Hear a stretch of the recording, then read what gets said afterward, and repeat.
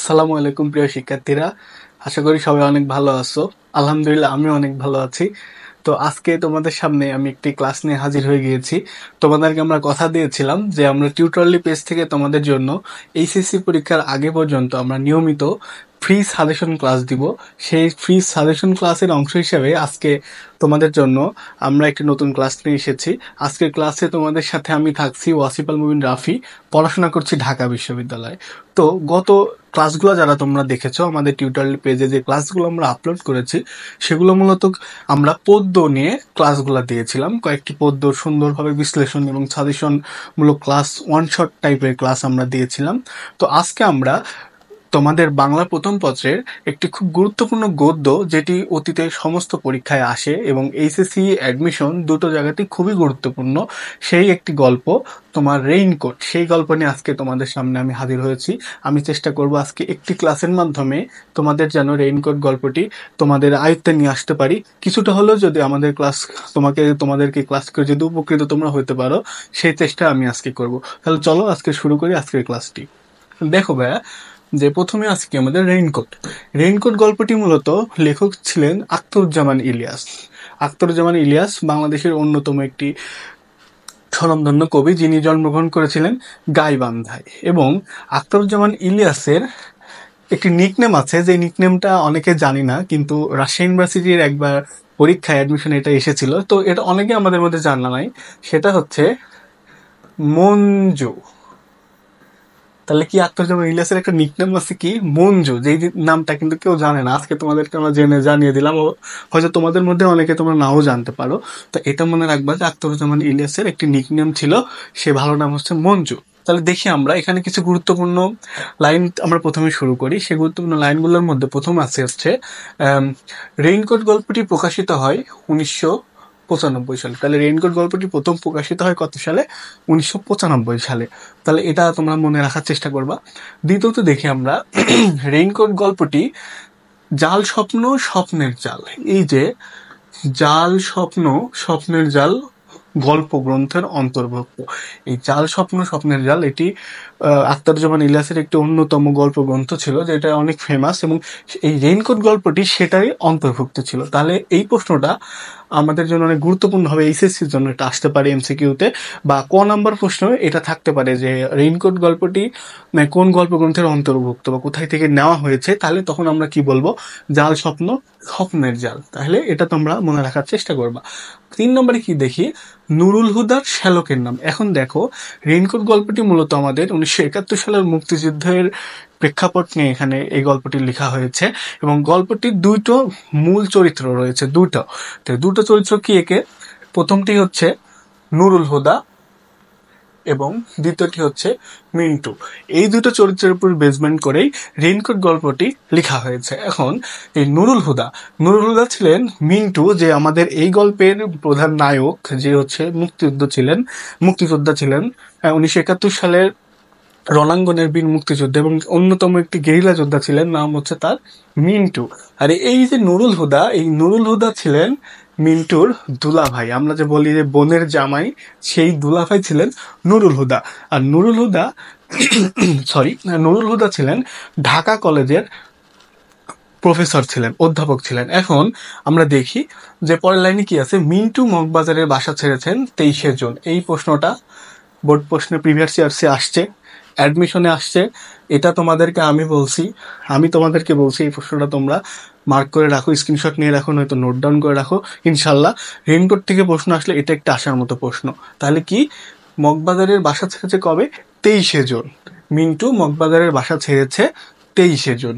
আচ্ছা, এরপরে দেখি আমরা কি আছে, রংপুর দিনাজপুরের হাফের বেশি। এখন দেখো, এই সময় কি হয় যে আমাদের যখন মুক্তিযুদ্ধ চলাকালীন সময়ে আমাদের বিভিন্ন জায়গা বিভিন্ন সময় স্বাধীন হয়েছে, কোনোটা আগে কোনোটা পরে। তো এটারই একটি নাম, দুটো নাম এখানে অন্তর্ভুক্ত করা আছে। সেটি হচ্ছে রংপুর এবং দিনাজপুর। যারা উত্তরবঙ্গের স্টুডেন্ট আছো, যাদের বাসা উত্তরবঙ্গে, আমারও নিজেরও বাসা উত্তরবঙ্গে, তো দেখো তারা হয়তো রংপুর দিনাজপুরকে খুব ভালোভাবে চিনবা, হয়তো রংপুরের কোনো স্টুডেন্টও তোমরা কেউ থাকতে পারো। দেখো, রংপুর দিনাজপুর এই যে রংপুর দিনাজপুর হাফের বেশি জায়গা স্বাধীন হয়েছিল, এই খবরটি কে দিয়েছে? এই খবরটি প্রথম প্রকাশিত হয়েছে কোথায় থেকে? তাহলে প্রথম প্রকাশিত হয়েছিল কোথায়? বিবিসি।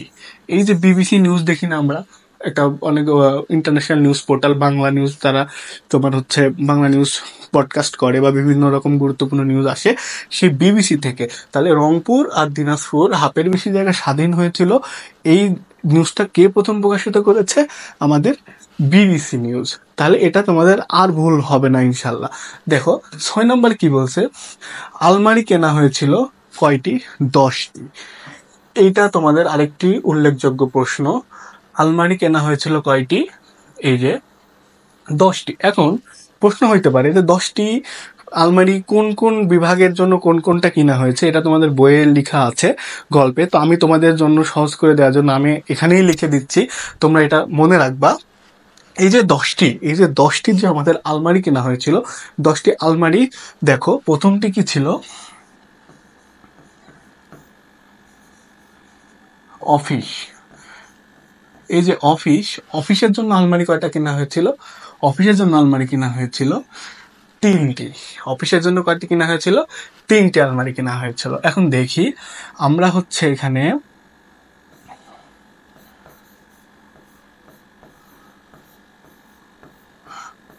বোটানি ডিপার্টমেন্ট, এই যে বোটানি ডিপার্টমেন্টের জন্য কেনা হয়েছিল 2টি। তারপরে হিস্ট্রি ডিপার্টমেন্ট, হিস্ট্রির জন্য কেনা হয়েছিল কয়টি? 2টি। তাহলে তোমাদের হিস্ট্রি ডিপার্টমেন্টের জন্য কেনা হয়েছিল কয়টি? 2টি। তাহলে আমাদের কয়টি গেল? 3টি, 2টি, 2টি। তাহলে আমাদের 7টি গেল, বাকি থাকছে কয়টা? 3টি। এখন দেখো এই 3টির মধ্যে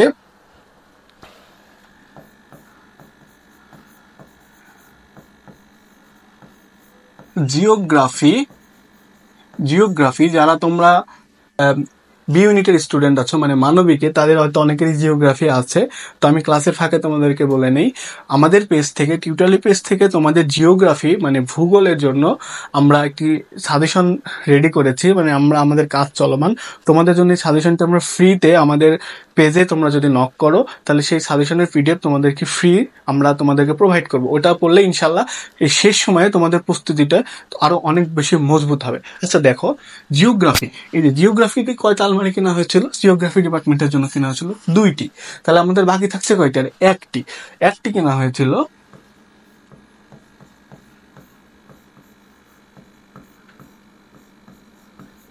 ইংরেজি।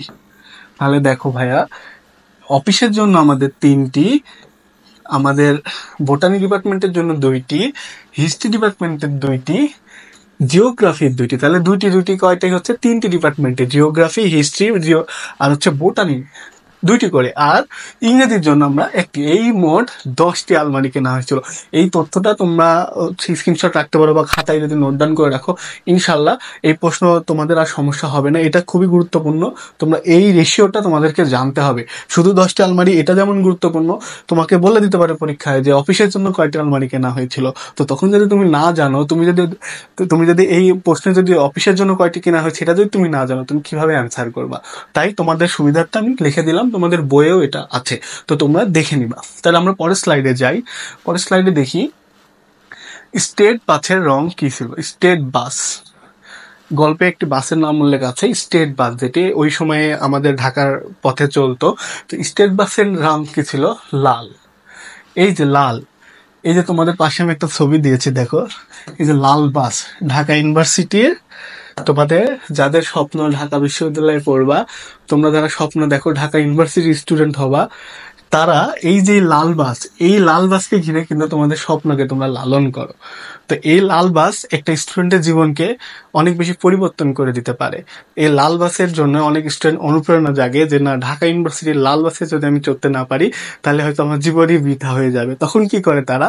পড়াশোনায় অনেক বেশি ফোকাস করে, তারা পড়াশোনা অনেক বেশি কনসেন্ট্রেট করে। তো এই যে লাল যেহেতু কথাটা আসছে, তাই তোমাদের জন্য আমি একটা পিকচার অ্যাড করে দিয়েছি।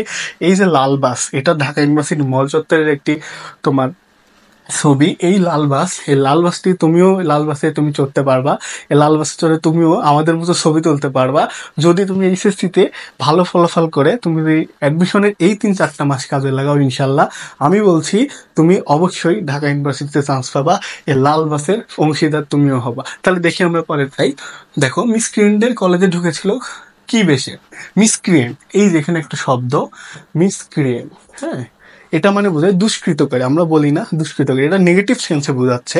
এই গল্পেই মিসক্রিয়েন্ট বলতে মুক্তিযোদ্ধাদেরকে কারা বোঝাইতো? যারা পাকিস্তানি ভাবধারার, মানে যারা পশ্চিম পাকিস্তানিদের অন্তর্ভুক্ত ছিল বা পশ্চিম পাকিস্তানিদের যারা প্রভু মানত, তারা মুক্তিযোদ্ধাদের এই মিন্টুদের মিসক্রিয়েন্ট বলে আখ্যা দিত। মিসক্রিয়েন্ট বলতে দুষ্কৃতকারী, মানে যারা তোমার কোনো ক্ষতি সাধন করে এরকম টাইপের বুঝিয়েছে এখানে। তাহলে মিসক্রিয়েন্ট বলতে এখানে মুক্তিযোদ্ধাদের বুঝিয়েছে। মুক্তিযোদ্ধারা কলেজে ঢুকেছিল কখন? কিসের বেশে? কুলির বেশে। তাহলে কি মুক্তিযোদ্ধারা কলেজে ঢুকেছিল কুলির বেশে? এই যে কুলি, এই কুলির বেশে, এটা তোমাদের জন্য গুরুত্বপূর্ণ। এখন দেখি জিওগ্রাফি প্রফেসরের নাম কি ছিল। এখন এখানে আমি তোমাদেরকে একটা কথা বলি, সেটা হচ্ছে এখানে অনেক কয়েকটি প্রফেসর, অনেক কয়েকটি নাম আসছে, যে নামগুলো তোমার এই গল্পকে আরো বেশি আমাদের জন্য হাইলাইটিং করে ফেলছে কবি আখতারুজ্জামান ইলিয়াস। এই নামগুলোর মাধ্যমে গল্পে ভেরিয়েশন এনেছে। তো এই কয়েকটি নাম আমরা আস্তে আস্তে সামনে এমসিকিউ সলভ করবো, আমরা আরো ডিটেলস জানবো। তো এখন যে নামটি আমাদের সামনে আছে সে হচ্ছে কি, জিওগ্রাফির প্রফেসরের নাম কি ছিল? জিওগ্রাফির প্রফেসর, এই যে বলেছিলাম জিওগ্রাফি ডিপার্টমেন্টে আলমারি কয়েকটি কিনা হয়েছিল, 2টি আলমারি। দেখো এই যে আব্দুস সাত্তার মৃধা, এই আব্দুস সাত্তার মৃধা ছিলেন কে? জিওগ্রাফি ডিপার্টমেন্টের প্রফেসর। এখন আমরা পরের প্রশ্নে যাই। রেডিও টেলিভিশনে হরদম বলছে, ওই সময় তো আমাদের টিভি ছিল না, আমাদের অ্যান্ড্রয়েড ফোন ছিল না, অনলাইন ছিল না। এই যে আমরা আজকে অনলাইন ইন্টারনেটের কল্যাণে তোমাদেরকে ক্লাস করাচ্ছি, আমরা এই যে অনলাইনে তোমাদের জন্য ক্লাস রেডি করছি। তোমাদের মধ্যে যারা ভাইয়া, তোমরা হয়তো কেউ ইউনিয়ন থেকে দেখছো, কারো বাসা অনেক গ্রামে প্রত্যন্ত অঞ্চলে, তারাও এই ইন্টারনেট অনলাইনের সুবিধায় এই 2025 সালে এসে আমাদের ক্লাস করতে পারছো, বা তোমাদের অন্যান্য টিচার বা বিভিন্ন ক্লাস তোমরা করতে পারো। কিন্তু 71 সালে তো আর এইরকম রেভলিউশন আমাদের বাংলাদেশে ছিল না। তখন কি আমাদের রেডিও নির্ভর ছিল, আমাদের বাবা দাদারা রেডিও নির্ভর ছিলেন। এখন দেখো এই রেডিও টেলিভিশনের হরদম কি বলছে? রেডিও টেলিভিশনের হরদম বলছে হচ্ছে সিচুয়েশন নর্মাল, মানে এত মানুষ মরছে, পাকিস্তানিরা পাখির মতো মানুষ মারতেছে, তারা বাঙালিদের উপর অত্যাচার করছে, কিন্তু রেডিওতে কি বলছে? রেডিওরা তাদেরকেই সার্টিফাই দিচ্ছে, বলতেছে কি সিচুয়েশন নর্মাল। এটা ছিল কি একটা মিথ্যা অপবাদ, মিথ্যা। তারা কি এটা মিথ্যা নিউজ স্প্রেড করতো বাঙালির মনকে কি করার জন্য? বাঙালির মনকে ভেঙে দেওয়ার জন্য। এখন দেখো 11 নম্বর কি বলছে? অনুপ্রেরণা, সাহস ও দেশপ্রেমের নিদর্শন হলো রেইনকোট। এখন দেখো এই যে তোমাদের এই একটি লাইন, এই একটি লাইন কিন্তু তোমাদের এই পুরো গল্পটাকে রিফ্লেক্ট করতেছে। এই একটা লাইন দেখো, অনুপ্রেরণা, সাহস ও দেশপ্রেম, এই একটা লাইন থেকে তোমাদের জন্য অনেক রকমের কোশ্চেন হইতে পারে। তোমাদের খ নাম্বার কোশ্চেন আসতে পারে, ঢাকা ইউনিভার্সিটি রিটেনে আসতে পারে, আবার তোমাদের এমসিকিউতে আসতে পারে। দেখো যে অনুপ্রেরণা, সাহস ও দেশপ্রেম। এখন দেখো ভাইয়া, এখানে যে আমাদের চরিত্র, আমরা সামনে আরো জানবো যে নুরুল হুদা, উনি মূলত একজন খুবই সহজ সরল মানুষ ছিলেন, ভীতু প্রকৃতির মানুষ ছিলেন, যিনি মিন্টুর দুলা ভাই, মিন্টু তার শ্যালক। এখন মিন্টু যেহেতু মুক্তিযোদ্ধা, সে মুক্তিযুদ্ধে গিয়েছে, যার জন্য নুরুল হুদাকে কি হয়েছে? নুরুল হুদাকে অনেক সবসময় চিন্তাতে থাকতে হতো, তাকে অনেক স্টেপ নিতে হতো, কারণ পাকিস্তানিরা তো মিন্টুকে খুঁজে বেড়াচ্ছে। তো এই সময় কি করতো এই নুরুল হুদা? তো যখন মিন্টু তার রেইনকোটটা রেখে গেছে, তো যখন নুরুল হুদাকে তাকে তলব করা হয়েছে পাকিস্তানি কর্নেলের থেকে তার কলেজে, তখন কি করছে? নুরুল হুদাকে রেইনকোটটি পরিয়ে দেওয়া হয়েছিল, মিন্টুর রেইনকোট। তো এই একটি রেইনকোট নুরুল হুদার কি করছে? অনুপ্রেরণা বাড়িয়ে দিয়েছে, সাহস বাড়িয়ে দিয়েছে। মানে বোঝাচ্ছে একটা মুক্তিযোদ্ধা, 71 সালের একটা মুক্তিযোদ্ধার একটি রেইনকোট একটি মানুষের ভাবধারাকে চেঞ্জ করে দিয়েছে, একটি মানুষের মেন্টালিটিকে অনেক বেশি স্ট্রং করে দিয়েছে, এবং তার মধ্যে আরো বেশি দেশপ্রেম জাগ্রত করেছে। কারণ নুরুল হুদা কিন্তু একটু ভীতু প্রকৃতির মানুষ ছিল, কিন্তু এই রেইনকোট পরিধান করার কারণে তার ভিতরে অনেক বেশি দেশপ্রেম, সাহস, অনুপ্রেরণা এগুলো জাগ্রত হয়েছে। এই একটা লাইন দ্বারা তাহলে ভাইয়া বুঝতে পারছো পুরো গল্পটাকে কিন্তু রিফ্লেক্ট করছে। আমি তোমাদেরকে যেটা বললাম এটা হচ্ছে তোমার পুরো গল্পেরই একটি সার সংক্ষেপ। তো এইটা যদি তোমরা মনে রাখো, এই 3টা লাইন আর তোমাদের সমস্যা ইনশাআল্লাহ হবে না।